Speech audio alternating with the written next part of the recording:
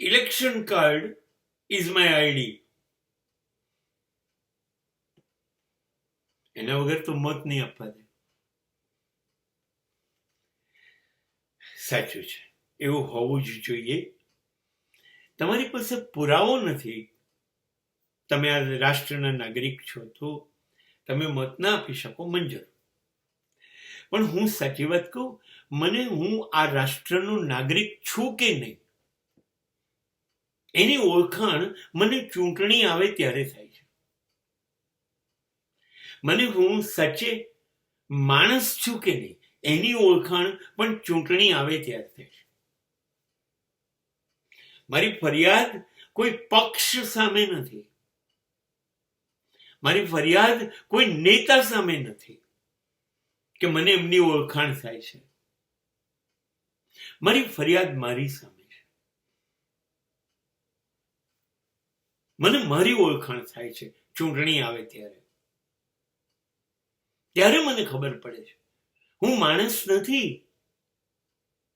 ત્યારે મને ખબર પડે છે. ત્યારે મને ખબર પડે છે હું બ્રાહ્મણ છું, હું હિન્દુ છું, હું મુસ્લિમ છું, હું દલિત છું. ત્યારે મને ખબર પડે છે. મને ત્યારે ખબર પડે છે કે હું ગરીબ છું, હું મધ્યમ વર્ગ છું. મને ત્યારે ખબર પડે છે હું ગામડામાંથી આવું છું, હું શહેરમાંથી આવું છું. મને કેટલી મોડી ખબર પડે છે. મને ખબર પડે છે કે મારી કોઈ કિંમત નથી. એ તો ખાલી કહેવા ખાતર કહે છે, આપનો કિંમતી પવિત્ર મત મને આપો. અને કિંમતી કહીને મને એક દારૂની બોટલ આપે છે, તો મારી કિંમત દારૂની બોટલ થઈ. મને પવિત્ર કહીને દારૂની બોટલ આપે છે, હું પવિત્ર થયો. મારી પત્નીને એક થાળી વાડકો પાણી, ગ્લાસ, લોટો આપે છે, એ મારી પત્નીની કિંમત થઈ. મારી દીકરીને ને વહુને સાડી આપે છે, એ મારી વહુને દીકરીની કિંમત થઈ. આપણે કેટલામાં વેચાઈ શકીએ છીએ એનો ખ્યાલ ચૂંટણી આવે ત્યારે થાય છે. ઓહો, મારી કિંમત એક દારૂની બોટલ છે. શાબાશ.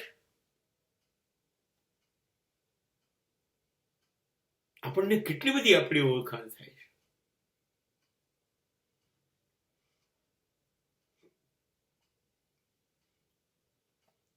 આપણને ખબર પડે છે કે આપણે કેટલા સ્વાર્થી છીએ, કેટલા લુચ્ચા છીએ. એક સાડી, એક વાસણનો સેટ, એક દારૂની બોટલ આપણે 5 વર્ષની ગુલામી લખી આપે છે. લો, હવે ભાવ વધારો, હવે અમને લૂંટો, હવે તમે ભ્રષ્ટાચાર કરો, લાંચ લૂંટો, તમારે જે કરવું એ કરો. તમારે કરવું જોઈએ ને. તમે અમને દારૂની બોટલ આપી. અમે તો કેટલા કિંમતી ને પવિત્ર છીએ. આ બધું આપણને ક્યારે ખબર પડે છે?